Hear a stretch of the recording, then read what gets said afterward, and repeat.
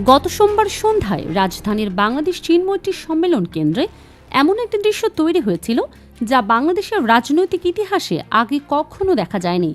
সেই সন্ধ্যায় যা ঘটেছিল তা কেবল একটি সাধারণ রাজনৈতিক সভা ছিল না, বরং এটি ছিল এমন একটি মুহূর্ত যা দেশের রাজনৈতিক পরিমণ্ডলে একটি বড় ধরনের পরিবর্তনের ইঙ্গিত বহন করছে।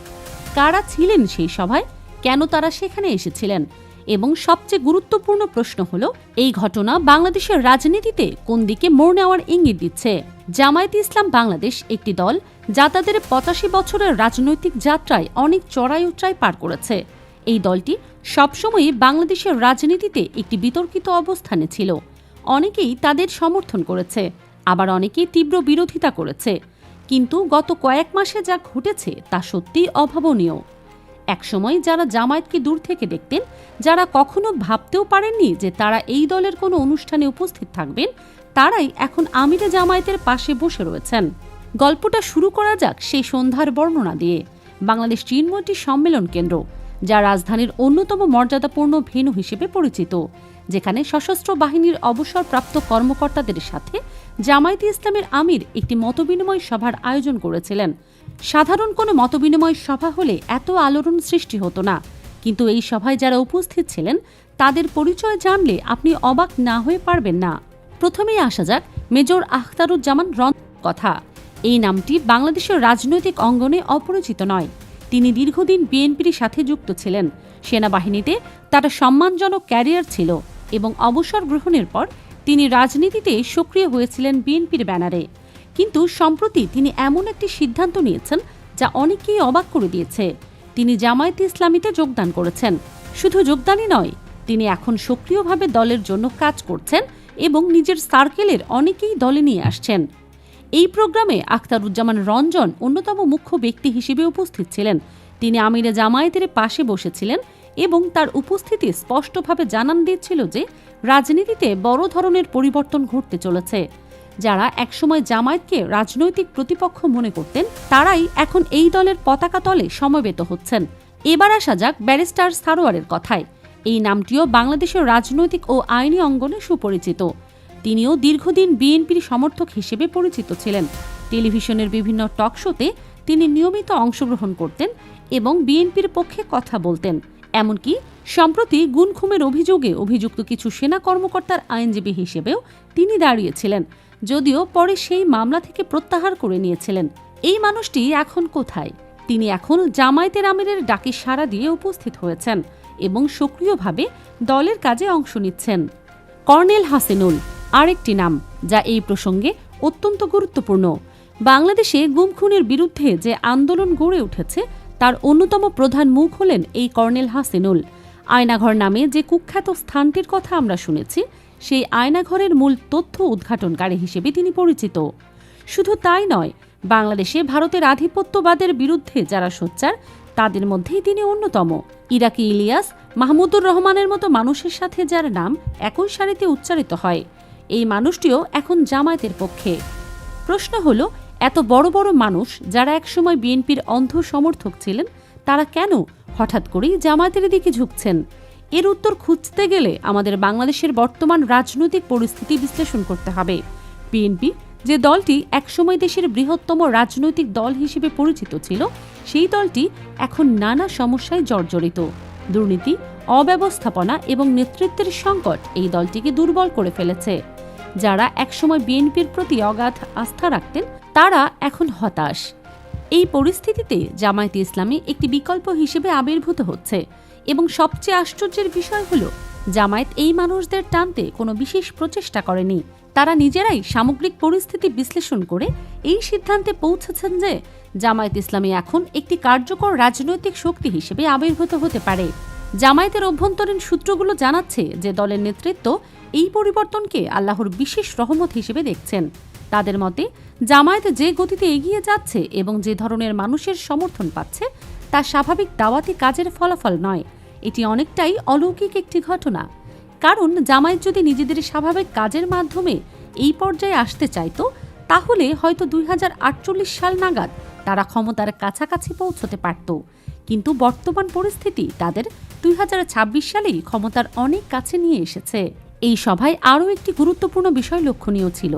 সশস্ত্র বাহিনীর অবসরপ্রাপ্ত কর্মকর্তাদের যে সংগঠন রয়েছে, যাকে রাওয়া বলা হয়, সেই সংগঠনের নির্বাচিত চেয়ারম্যান এখন জামায়াতে ইসলামের এমপি প্রার্থী।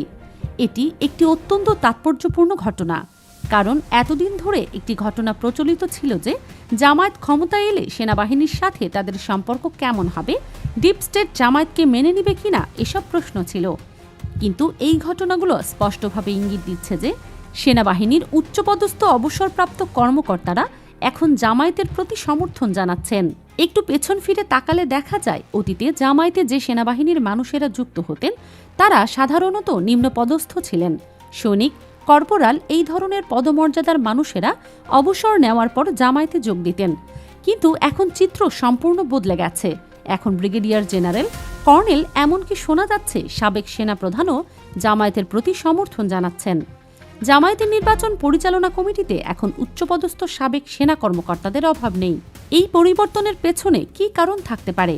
বিশ্লেষকরা মনে করছেন যে বিএনপির প্রতি ক্রমবর্ধমান হতাশা এর একটি বড় কারণ। এছাড়াও জামায়াতের সুসংগঠিত কাঠামো, স্পষ্ট আদর্শ এবং নেতৃত্বের স্থিতিশীলতা অনেকেই আকৃষ্ট করছে। যারা দেশের জন্য কিছু করতে চান, যারা চান যে বাংলাদেশ একটি সম্মানজনক অবস্থানে পৌঁছুক, তারা এখন জামায়াতকে সেই সম্ভাব্য শক্তি হিসেবেই দেখছেন। আমিরে জামাত এই সভায় তার বক্তব্যে সেনাবাহিনী সম্পর্কে গুরুত্বপূর্ণ কিছু কথা বলেছেন। তিনি বলেছেন যে জামায়াত চায় বাংলাদেশের সেনাবাহিনী একটি সত্যিকারের প্রফেশনাল বাহিনী হিসেবে গড়ে উঠুক। তিনি জোর দিয়ে বলেছেন যে সেনাবাহিনীকে দলীয়করণ করা হবে না। তার মতে, যদি সেনাবাহিনী সত্যিকার অর্থে প্রফেশনাল হয়, তাহলে শুধু বাংলাদেশ নয়, সারা বিশ্ব এই বাহিনীকে সম্মান করতে বাধ্য হবে। তিনি আরও একটি গুরুত্বপূর্ণ বিষয়ে আলোকপাত করেছেন।